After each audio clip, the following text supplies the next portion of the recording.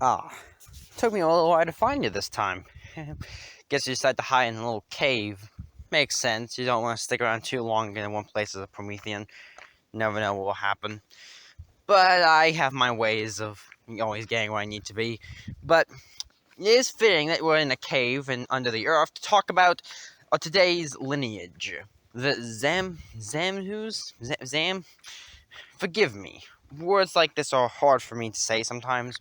Pronunciation was never one of my strong suits. Zam,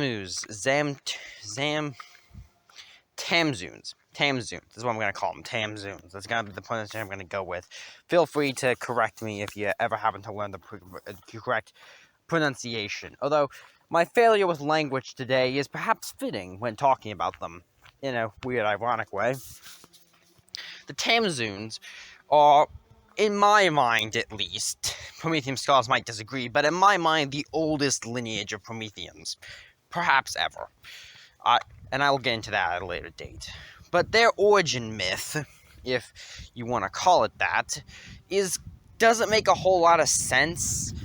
Common themes involve a individual named Tamzoon, the same as the lineage, getting killed and coming back. Maybe he's a god, maybe he isn't, maybe he's stuck in the underworld forever, maybe someone else.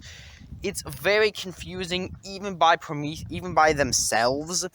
And this is partially because they personally believe that the story itself cannot be told through language. That there's something fundamental about the story that can't be told. It can only be understood without language. I don't know if it's that, or they just are bad storytellers and refuse to accept their own faults, but whatever. What I do know about them is that they are the hardest working Prometheans I've ever seen in my life. And I do mean that quite seriously. They are tough as nails. There is no debate in that. If you ever question one on their ability to work and do things well, then please be careful. They are definitely some of the hardest workers you'll find, and that's part of what they are. They're made from the earth. The very earth itself is where they're born. And they show it. Stubborn and tough to a fault, and quite frankly, they make great allies to have on a pilgrimage. Especially if you have someone who can help show them the way they're appropriate. But don't mistake their workaholic attitudes as a necessary need for a servitude. If you don't pay or compensate one of them quite well, you can expect a very angry Promethean and, quite frankly, a lot of problems on your hands. So always pay your workers. But that's beyond the point. Of course, their main issue is that they struggle to not work. Because, quite frankly, being human is not all about work. We work, but we also play and do other things. And they struggle with that sometimes. Often off times. If the pilgrimage was just about surviving long enough, every single one of them would make it. Without question. They are tough. Although don't think it for brutish brutes. Though they struggle with language, they're surprisingly adept at it because they often focus on trying to understand what they don't naturally know. Their crafts usually start out being simple, stuff like building a wall, digging a ditch, that kind of thing. But over time will often complexify in what they focus on. Some become specialized crafters, electricians, plumbers, whatever they can do that gets stuff done, and I respect that about them. However, they are more than just workaholics in the dirt. When they were created, they have a scribe put on, a word, an understanding, if you will. This is generally a one to few letter word, a few sentence word, so that kind of describes what they were made for.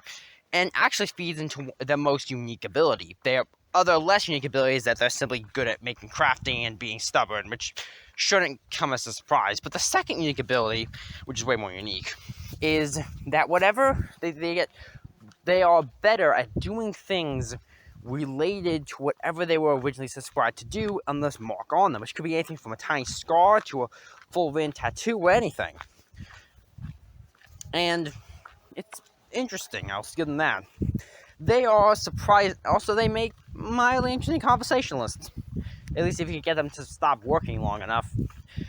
That's just a personal anecdote, though. That could be different based on who you ask. And honestly, that's the Tamzoons in a very simplified sense. Tamzoons, I'm never going to get that word right. However, I did mention that I consider them the oldest legacy, and I have my reasons for this. Now, this is purely on my own speculation, but they're made from the dirt. Stone and clay is where they come from. At least usually, or at least they have some influence. And may I ask you, who does that sound like? Made from the stone? Forgive my, if you want to call it Judeo-Christian worldview here, but that reminds me an awful lot of a golem. And I don't think that's coincidental. My sincerity part, the golem seems to be a bit more of a simple-minded creature. But that reminds me of something else, a bit more interesting. Adam. Think about it.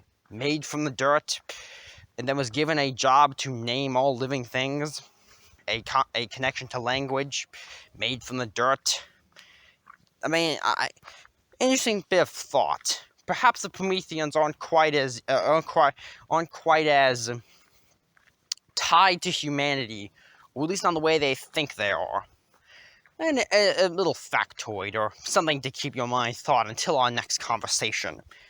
Although I do want to warn you, there were other things in this world, and why you left this time, I don't think it was your fault.